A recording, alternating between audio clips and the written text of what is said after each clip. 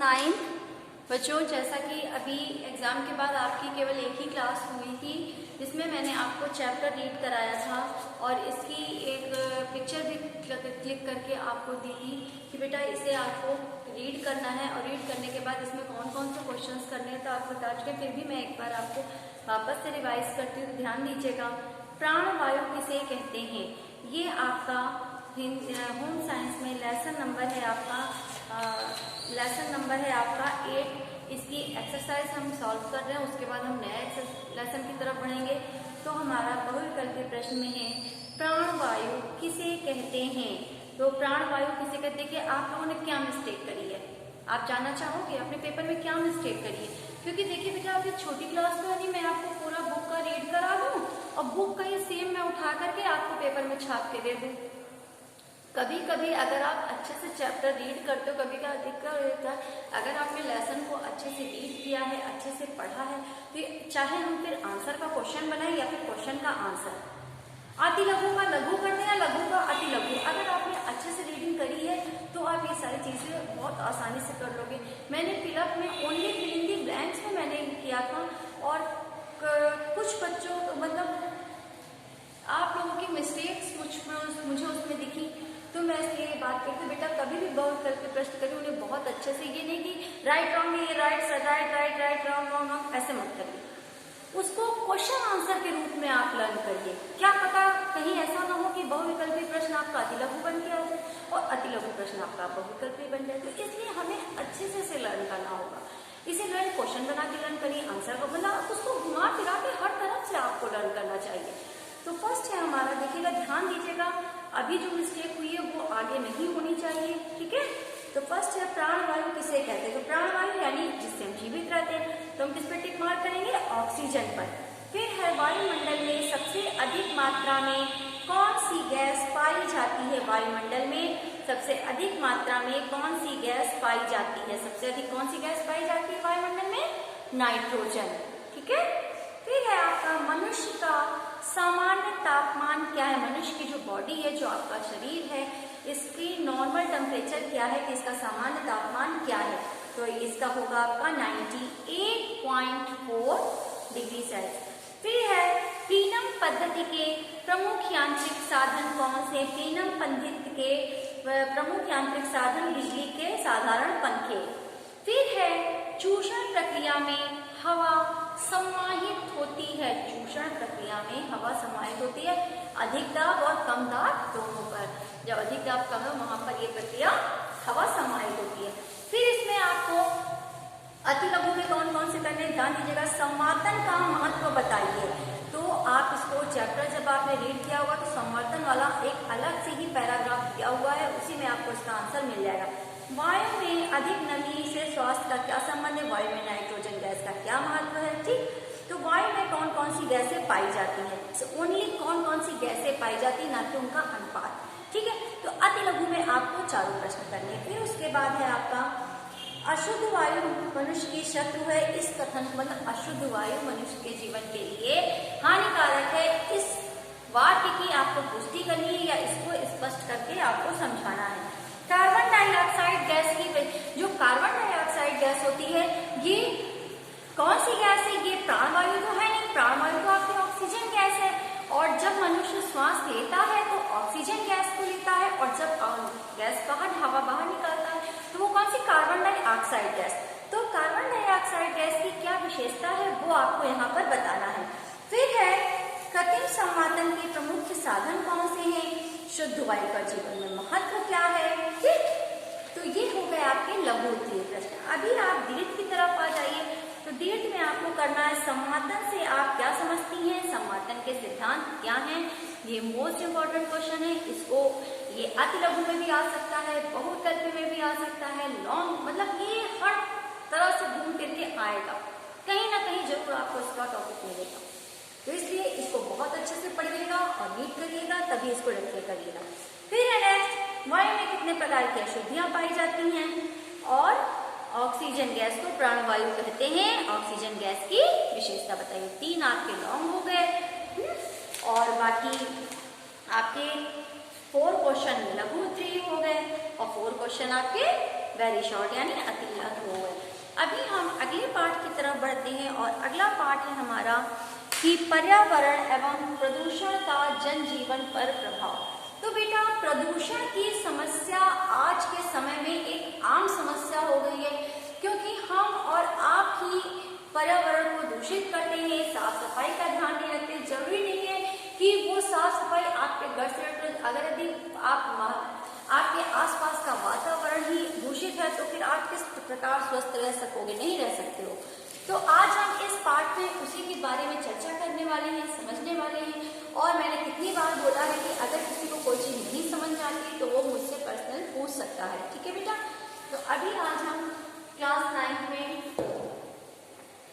पाठ 9 पढ़ने वाले हैं, यानी लेसन नंबर 9। अब लेसन नंबर 9 आपका है क्या है? लेसन नंबर 9 है प्रदूषण का जनजीवन पर प्रभाव, यानी आपका लेसन नंबर 9 है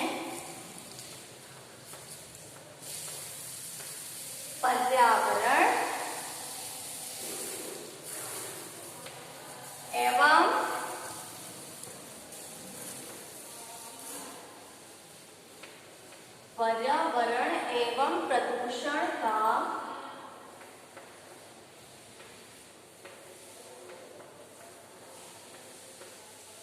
जनजीवन पर प्रभाव।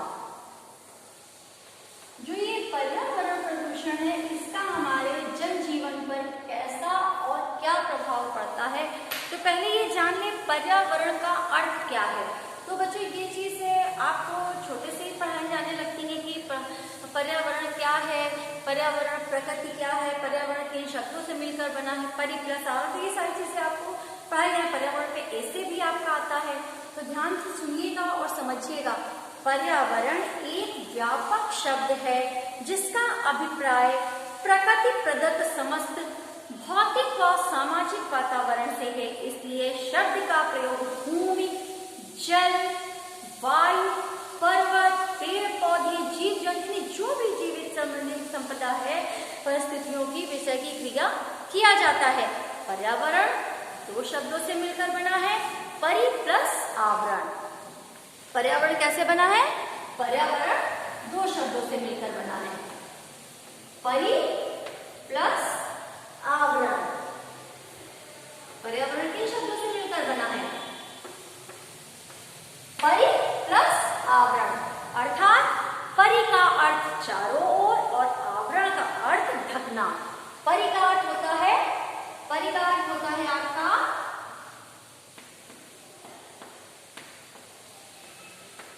परि का अर्थ है आपका चारों ओर, और आवरण का अर्थ होता है ढकना। तो पर्यावरण 2 शब्दों से मिलकर बना है, परि प्लस आवरण। परि का अर्थ चारों ओर और आवरण का अर्थ ढकने से होता है। अर्थात ये पृथ्वी जो है 5 मनुष्य जो शरीर है, पृथ्वी हमारे चारों तरफ, मनुष्य का शरीर 5 तत्वों से मिलकर बना है। ये 5 तत्व जो हमारा शरीर है, ये 5 तत्वों से यानी पंच तत्वों के मिश्रण से बना हुआ है। आपके 5 तत्व कौन कौन से हैं? जैसे पृथ्वी, जल, अग्नि, वायु तथा वनस्पति, इनसे मिलकर एक मनुष्य के शरीर का निर्माण होता है। मनुष्य मृत्यु के उपरांत ये 5 तत्वों को पुनः अपने शरीर से अपने अपने पदार्थों में मिल जाते हैं। जब मनुष्य के शरीर का नष्ट होता है, शरीर का नाश होता है और वो मृत्यु को प्राप्त हो जाता है, तो ये सारे पदार्थ अपने पदार्थों में मिल जाते हैं। इस प्रकार संसार के सभी प्राणी पर्यावरण की देन है, यानी जो मनुष्य है ये एक तरह से पर्यावरण की देन है। इसकी परिभाषाएं बहुत सारे पर्यावरण पे परिभाषाएं बहुत सारे लोगों ने अलग अलग, जैसे मैकाइवर एक राइटर थे, उनके अनुसार पर्यावरण की परिभाषा यह है कि पर्यावरण प्राकृतिक पर्यावरण उन सभी दशाओं से मिलकर बना जो प्रकृति ने मानव को प्रदान की है। फिर सोरोकिन के अनुसार क्या है? भौगोलिक पर्यावरण का संबंध प्रकृति की ऐसी दशाओं से है जिनका अस्तित्व मानवीय क्रियाओं से स्वतंत्र है और मानव के अस्तित्व कार्यों की छाप के बजाय इसका होना असंभव है। प्रदूषण का अर्थ। अच्छा, प्रदूषण होता किस प्रकार से है? तो ये प्रदूषण 4 प्रकार का, कितने प्रकार का होता है? 7 प्रकार का प्रदूषण निम्न प्रकार के, जैसे वायु प्रदूषण, जल प्रदूषण, ध्वनि प्रदूषण, रासायनिक प्रदूषण, मृदा प्रदूषण, रेडियोधर्मी प्रदूषण, जनसंख्या प्रदूषण। अभी आप सोच रहे होंगे कि मैंने तो वायु, जल और ध्वनि सुना है, ये मैम कौन कौन से बता रही, तो बेटा ये और मृदा प्रदूषण होता है, जो लोग खुले में जाकर के शौच करते हैं या कहीं भी कूड़ा कचरा डाल देते हैं, गंदगी फैलाते हैं, कारखानों से निकलने, इससे भी एक तरह से प्रदूषण होता है। फिर जनसंख्या प्रदूषण, अगर यदि अधिक जनसंख्या हो जाएगी, जनसंख्या की अधिकता भी पर्यावरण प्रदूषण का कारण बन जाती है। इसलिए हमें इन सारी चीजों को ध्यान रखना चाहिए, जिससे हमारा प्रदूषण किसी प्रकार से पर्यावरण प्रदूषित ना हो सके।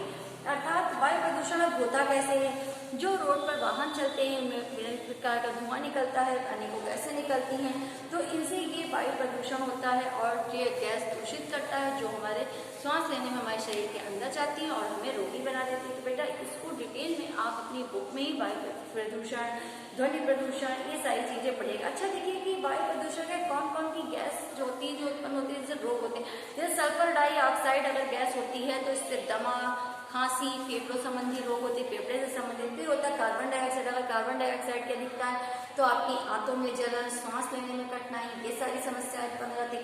अगर यदि पर्यावरण में ओजोन गैस की अधिकता हो जाती है तो इनकी अधिकता होने से कौन से रोग हो जाते हैं, जैसे खांसी, सीने में जलन, आंखों के रोग, तो ये ओजोन गैस की अधिकता से होते हैं। फिर कार्बन के कण में धुआं, अगर यदि धुआं वाले इलाके में आप ज्यादा धुआं है तो इस तरह से आप ज्यादा रहता तो वहां पर आपको क्षय रोग, कैंसर, आंखों का रोग, इस तरह से आपको रोग उत्पन्न होते हैं। जैसे calcium nitrate, nitrogen oxide, carbon monoxide, शीशा, पारा, इस तरह से विभिन्न प्रकार की गैसें जिनके संपर्क में आने में आपको अनेक प्रकार के रोग होते, जैसे गुर्दे, फेफड़े, श्वसन, रक्तचाप बढ़ना, अनेकों प्रकार के आपके बॉडी को, तो इसको आप अपनी बुक में अच्छे से ट्रीट कर। अब इसको रोकने के क्या उपाय हैं, वायु प्रदूषण को रोकने के क्या उपाय हैं? तो पहला है कि कारखाने आबादी में न लगाएं, जहां पर बहुत ज्यादा जनसंख्या हो, बहुत घनी आबादी हो, वहां पर हमें कारखानों को नहीं लगाना चाहिए। कारखानों को हमें खुले मैदानी इलाकों में लगाना चाहिए और उसमें चिमनियों को कारखानों में हमेशा चिमनियों की व्यवस्था करनी चाहिए, जिससे जो कारखानों से धुआं निकलता है वो चिमनियों के माध्यम से ऊंचा ऊपर निकल जाए। फिर है वृक्षारोपण को प्रोत्साहन देना चाहिए, वृक्ष काटने पर रोक लगानी चाहिए। दूसरी चीज ये है कि आपको वृक्ष लगाने चाहिए, क्योंकि वृक्ष लगाने से पहली चीज तो हमें शुद्ध वायु मिलती है, दूसरा वातावरण अच्छा रहता है और तीसरा ये वायु प्रदूषण को रोकने में सहायक होते हैं। फिर आता है आपका सड़क और घरों को स्वच्छ रखने के लिए रहे। सड़क और घरों को स्वच्छ रखने के लिए आपको धुआं रहित, आपको ऐसे भी चूल्हों का यूज करना चाहिए जिसमें धुआं ना हो, धुएं से वायु प्रदूषण अधिक मात्रा में फैलता है। फिर आपका आता है पक्के मकानों एवं सड़कों का निर्माण करना, जिससे धूल वायुमंडल में न मिले। आपको पक्के मकानों का निर्माण करना, क्योंकि देखिए जहाँ धूल मिट्टी ज्यादा होगी, जब आप साफ सफाई करोगे उड़ेगी, तो उससे भी एक प्रकार से वायु प्रदूषण, तो हमें इन सारी चीजों का ध्यान रखना है। फिर आता है जल प्रदूषण। अब आप सोचोगे जल प्रदूषण कैसे होता है, जल तो नहीं, तो जल भी दूषित होने का कारण है कि कारखानों से जो मलबा निकलता है, कचरा निकलता है, कुछ लोग क्या करते हैं उसको नदी में प्रवाहित कर देते हैं, नदी में बहा देते हैं, नदी में फेंक देते हैं। तालाब में कपड़े धोने से, नदी में नहाने से, पशुओं को नहलाने से, मल त्याग करने से, तो इस तरह से जल प्रदूषण होता है। तो हमें इन चीजों पर रोक लगानी चाहिए जिससे हमारा जल दूषित ना हो सके। फिर आता है आपका ध्वनि प्रदूषण। ध्वनि प्रदूषण भी एक मनुष्य के जीवन का महत्वपूर्ण हिस्सा है। इसमें जो आपके रोड पर विभिन्न प्रकार के वाहन चलते हैं या तेज ध्वनि में आपने टीवी है, साउंड सिस्टम है या फिर वाहन है, कि बहुत सारे ध्वनि प्रदूषण के समूह हैं। अब इनको हमें कैसे रोका जाए? तो सबसे पहले चीज तो ध्वनि प्रदूषण वायु जो ध्वनि प्रदूषण है, इससे हमें विशेष तौर पे कभी कभी आप देखते हो कोई ऐसा पेशेंट होता है या आपके घर में या आपके पास पड़ोस में कोई हार्ट पेशेंट होता है, किसी को ब्लड प्रेशर की प्रॉब्लम होती है, अगर हम उसके सामने बहुत फास्ट लाउडली अगर म्यूजिक चलाते हैं या फिर वहाँ से खूब तेज स्पीड में गाड़ी निकलती है, तो उनको ब्लड प्रेशर की समस्या होने, उन्हें उचित रक्तचाप होने लगता है। तो हमें इन सारी चीज़ों को ध्यान रखना चाहिए, क्योंकि ऐसी सिचुएशन में उस व्यक्ति को दिल का दौरा पड़ने का खतरा बढ़ जाता है। फिर अगर ध्वनि प्रदूषण को अब हम कैसे रोकें? फैलना तो बहुत आसान था कि आपने फैला दिया, अब इसको रोकने के क्या उपाय हैं? जब हम एक व्यक्ति इस दिशा में एक कदम बढ़ाएगा, जब आज हम एक कदम बढ़ाएंगे तो आप हमें देख के अगला कदम आप बढ़ाओगे, हो सकता है आपको देख के और अभी तो एक एक जंजीर, एक कड़ी बनती चली जाती है, एक दूसरे को देख करके हम प्रोत्साहित होते हैं और उसे रोकने का प्रयास करते हैं। तो अब इसे हमें किस प्रकार से रोकना है? सबसे पहले मशीनों की सफाई सुरक्षा, पुरानी मशीनों को बदलते हैं। जो मशीनें खराब हो गई हो, काफी टाइम से हम उन्हें यूज कर रहे हैं और उसमें भी आवाज हो रही है, तो हमें ऐसी मशीनों को बदल देना चाहिए। फिर शोर के स्तर को निर्धारित करने का नियम, मतलब जो आपका शोर वाला है मतलब उसको एक टाइम में वहाँ इतने टाइम के बाद हमें यहाँ पर शोर नहीं करना चाहिए। कारखाने आबादी से दूर स्थापित तेज ध्वनि वाले वाहन पर हॉर्न पर, जो तेज ध्वनि वाले हॉर्न होते हैं उन पर हमें प्रतिबंध लगाना चाहिए कि ऐसा हॉर्न आप ना लगाएं। फिर आता है परमाणु विस्फोट मिसाइल परीक्षण को रोका जाए। फिर आता है हवाई अड्डे शहर से दूर होने, क्योंकि जब एरोप्लेन उतरता है या फिर लैंड कर एरोप्लेन जब आता है और जाता है, आप ऐसे साधारण शब्दों में समझिए तो आप एक देखते होंगे उसमें एक प्रकार की बहुत तेज ध्वनि होती है, फास्ट लाउड बहुत ही तेज आवाज होती है, तो उससे भी खतरा। पर रासायनिक प्रदूषण, कारखानों में अनेक प्रकार के चीजें होती हैं जो उत्पन्न निकाली होती हैं, उनसे भी रासायनिक प्रकार का प्रदूषण से रोकने का उपाय है कि अनावश्यक दवाइयों पर रोक, अनावश्यक दवाई का प्रयोग ना करें, जहां देसी और आयुर्वेदिक दवा ही खाएं।